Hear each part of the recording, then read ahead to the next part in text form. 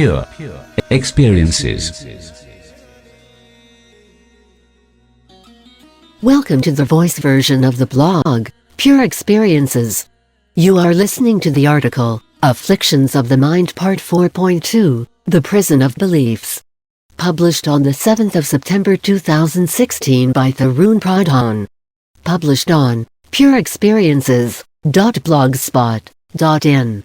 This article discusses beliefs, blind faith, cognitive biases, faith, gross generalizations, living faith, and superstitions.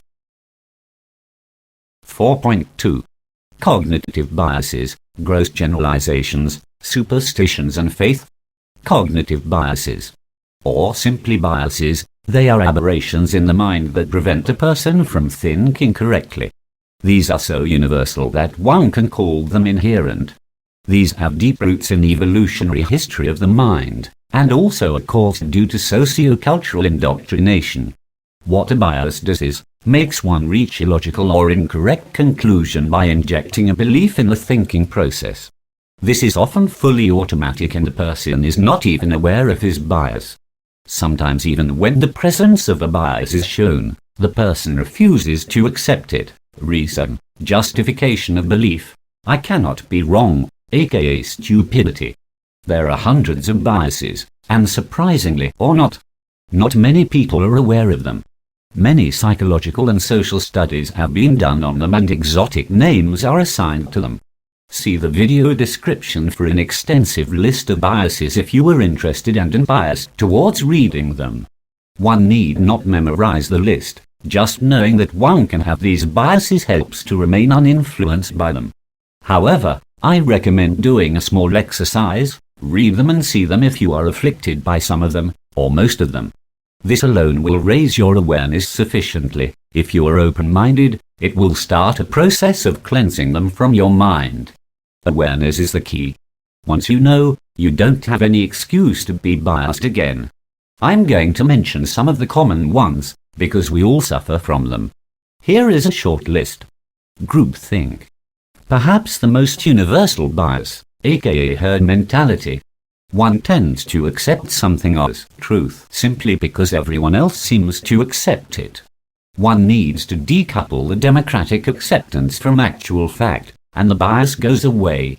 Critical thinking skills are needed to see this. Just because someone says it's true, does not mean it is so. That is, it does not become your own experience magically.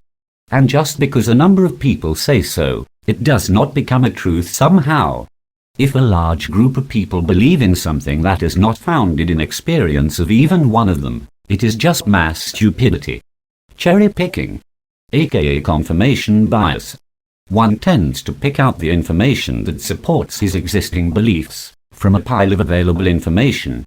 Even though the pile may contain a large amount of information that goes against his belief, he ignores it completely and pretends that opposing evidence does not exist.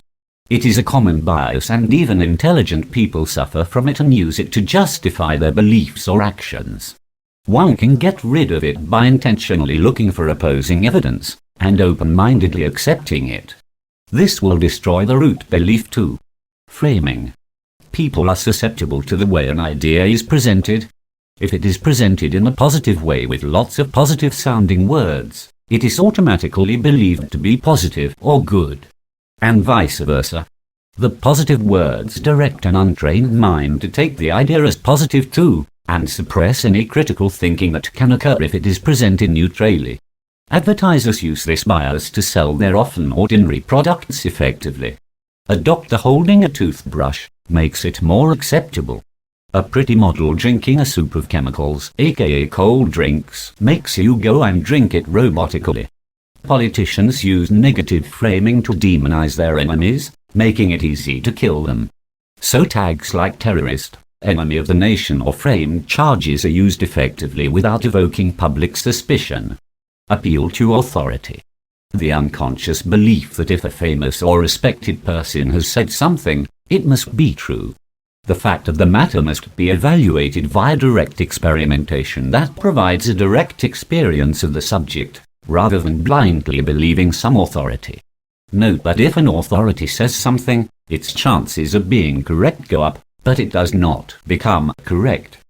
People who manipulate others often use this bias to install beliefs into others by telling them to believe something which was once said by some great man or is written in some old book.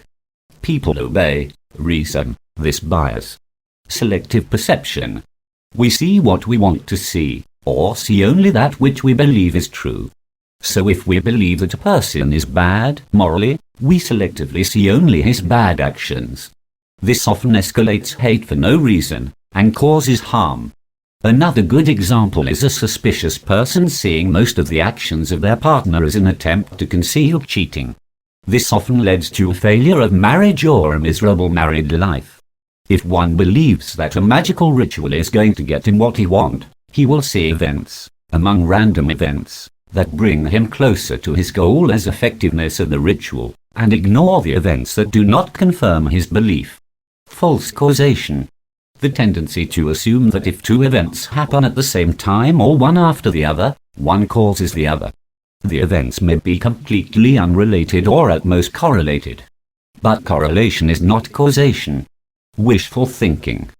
Twisted interpretation of actual evidence to make it sound like it confirms one's beliefs or preferences. Halo effect.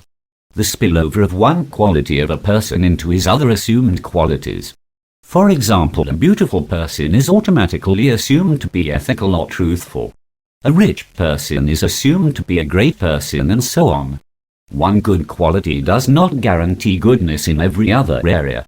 Food in a clean restaurant may or may not taste good. Dunning-Kruger effect. An incompetent person has a belief that he is more competent than an experienced and competent person.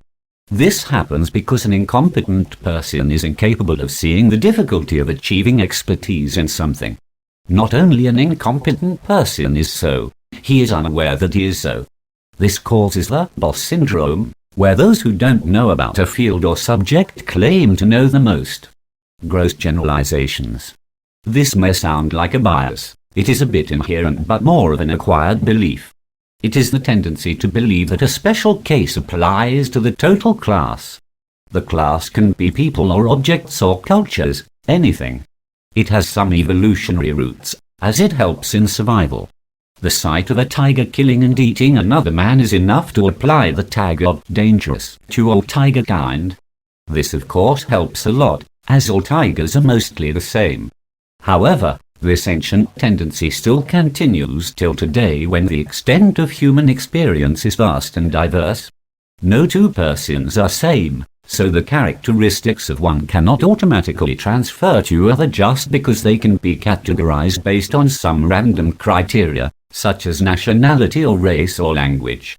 One thing to note here is that some people belonging to a class do behave in a common way depending on the situation. This is known as mob mentality, but the same person often behaves differently when not in a group.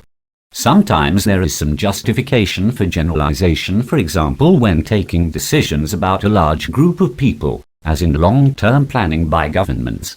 But generalizations often fail when we want to judge individuals. A person behaves quite differently when not identified with his class, or when in a different place, for example. This belief causes many social problems, such as racial discrimination and casteism. The amount of suffering this belief causes is immense. This belief also results in stereotyping, which lessens the amount of choices one has while dealing with people and therefore lessens the freedom one has.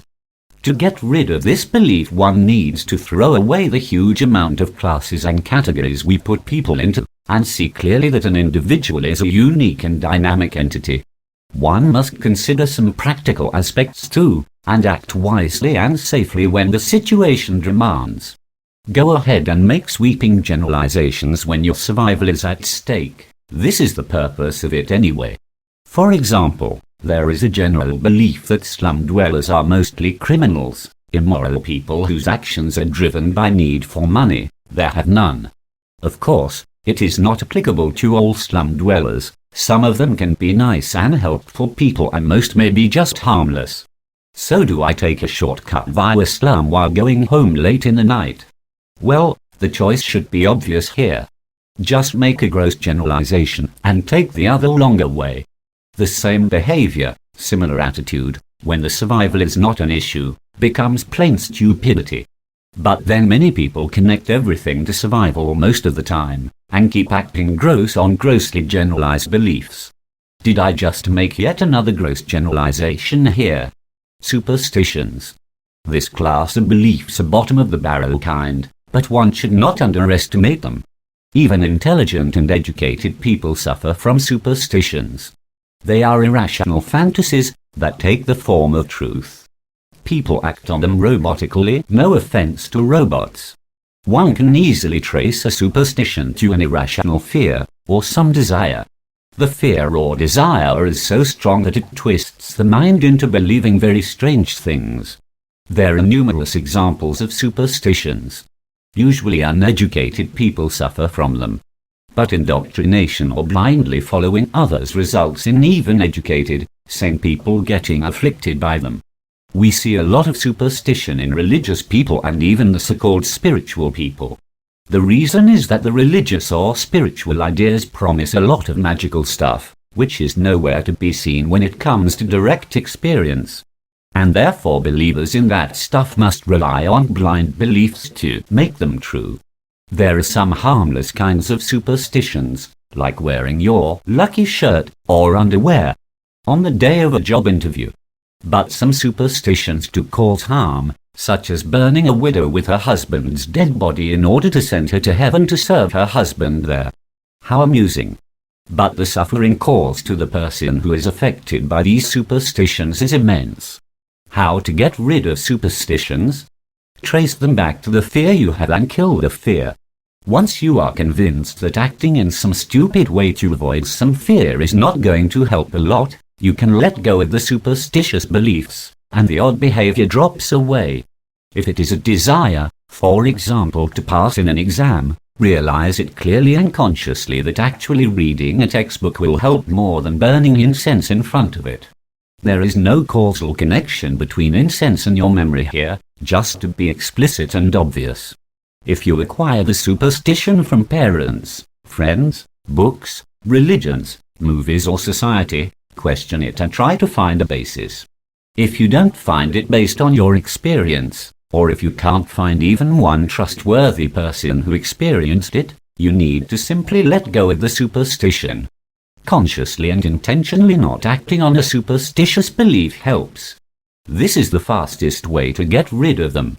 If you are on a spiritual path and a teacher hands you over a superstitious practice, question it, ask him to demonstrate it, prove it, show it, or at least offer logical explanations based on your direct experience, not his. If the teacher is genuine and is experienced, he will not ask a student to practice something which he himself cannot demonstrate. However, there are some exceptions, where you need to just accept a strange practice or teaching and look for an experience yourself. If you can't find it in a reasonable amount of time, just let it go. Faith. A faith is a belief or a collection of beliefs that generally has positive connotations. Trust is a synonym for that. This is how I'm going to use these terms here. A faith is a belief, an assumption not based on direct experience that has a quality of hope and assurance in it. Humans use it for practical purposes and also when they realize that some goals cannot be reached if one is dependent solely on direct experience. Faith is also useful in cases where it would consume too much time or take too much effort to know the truth before one can act on it. So it serves as a sort of shortcut to arrive at a decision and subsequent action. But try signing a deal worth a few million and you will find a total absence of faith and trust, even if the person you are dealing with is your relative or a friend. The stakes are now too high, and the hope and assurance is not enough to believe. So a faith works only when there is no great danger or threat to survival. A person holding a faith should have a full awareness of the fact that it is a temporary belief, not a truth, and then it is justified. A faith should be a temporary suspension of disbelief, nothing more. One must resort to faith only when there is no other option and only when the risks are minor. When the faith is repeatedly corroborated via subsequent direct experiences, it becomes a living faith.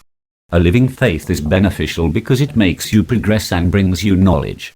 If the faith produces no knowledge or is proven false repeatedly, or if there is no way to establish it in direct experience, it becomes a blind faith. Blind faith causes harm and retards you in your progress, as it wastes a lot of time and effort. So is faith in affliction. Blind faith is no doubts. When your hopeful, positive, fluffy belief produces no evidence, no result, has no use at all, then it is just an affliction. Try it again and again, but if it fails the litmus test of experience, it's time to let it go. Even if it was true for someone else, it is not true for you. No amount of faith in it is going to make it true for you in a reasonable amount of time. Try something else. There are so many paths. Your pet idea is not more important than your progress. All ideas and faiths are disposable if they don't work for you. Some people justify blind faith by simply assuming that it is working for them. A belief cannot become a justification for another belief. It is just delusion. Check and cross-check, then check again. Is this faith really working? No. Throw it away. Yes, then you don't need it anyway. You have a direct experience if it worked. Move on to the next belief in the ladder of progress and test it out. Some of the spiritual traditions require the aspirant to have faith, believe in things, perform rituals, live a seemingly illogical life. I'm not going to judge those here. Do it if that works. Whatever floats your boat. Ensure that it takes you to the shore. The only thing to remember is that don't carry the boat on your back once you cross the river. Pure experiences. You were listening to Pure Experiences by Tarun Pradhaan. For more, please visit pureexperiences.blogspot.in.